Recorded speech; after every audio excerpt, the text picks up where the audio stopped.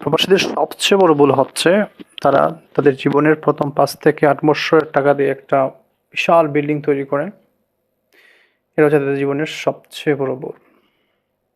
কঠিন বাস্তবতা হচ্ছে মিডল ইস্ট, সিঙ্গাপুর, মালয়েশিয়া বাইরে টাকা দিচ্ছে, বাড়িতে বিশাল ৩ তলা বিল্ডিং করা হচ্ছে, টাইলস, মার্বেল লাগিয়ে একদম চকচক করা হচ্ছে। কাল যে আপনার চাকরি চলে যাবে না, তার কোনো গ্যারান্টি আছে? কাল যে আপনি দেশে চলে আসবেন না, তার কোনো নিশ্চয়তা আছে? নাই। তখন আপনি খালি হাতে ফিরে আসতে হবে। সো আপনার কি করা উচিত? আপনি বলবেন গড় তো একটা ইনভেস্টমেন্ট। ভাই গড় কোনো ইনভেস্টমেন্ট না, বিল্ডিং কোনো ইনভেস্টমেন্ট না আপনার। যে জায়গা থেকে কোনো ইনকাম জেনারেট হয় না সেটা ইনভেস্টমেন্ট না। সো বাড়ি কোনো ইনভেস্টমেন্ট না, সেটা লস প্রজেক্ট। আপনি একবার টাকা খরচ করে ফেলবেন, ওইটা আপনি আর ফিরে পাবেন না, শেষ। সো কি করবেন? আপনার জীবনের প্রথম ৫ থেকে ১০-১২ বৎসরের টাকা আপনার উচিত হবে ফোকাস করা, যে টাকা দিয়ে আমি কোথাও ইনভেস্ট করে রাখবো এবং যেখান থেকে আমি মান্থলি, বাৎসরিক বা ২ বৎসরে আপনি একটা ইনকাম পেতে পারি সেখান থেকে। তোকে আমি জমি রাখতে পারি, যা আপনার ভালো লাগে আপনি ইনভেস্টমেন্ট করবেন। এই টাকাটা আপনি গড়ের পেছনে খরচ করবেন না। অবশ্যই একটা ইনভেস্টমেন্ট করে রাখবেন যাতে আপনি ভবিষ্যতে এরা ধরে আপনি বাঁচতে পারেন।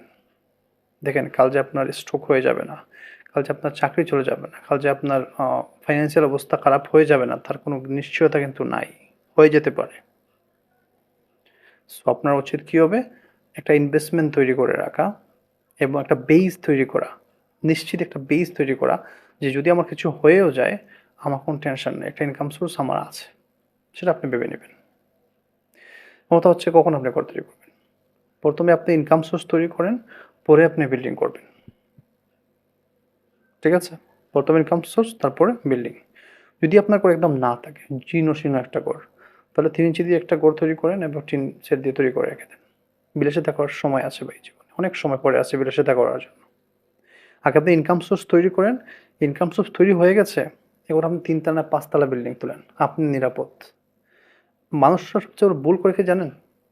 যে সব টাকা খরচ করে একটা ঘর তৈরি করে আর সেই ঘরটাকে চালানোর জন্য আবার তাকে প্রবাসে যেতে হয়, গিয়ে ইনকাম করে টাকা নিয়ে আসতে হয়।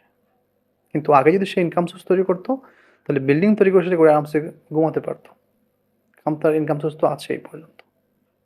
সেই ভিডিও শেয়ার করবেন বড়দের সাথে, যারা চিন্তা করতেছে বড় বিল্ডিং তৈরি করবে, তাদের সাথে শেয়ার করবেন, তাদের অ্যাওয়ার করবেন। লাইক, শেয়ার, সাবস্ক্রাইব অবশ্যই করবেন।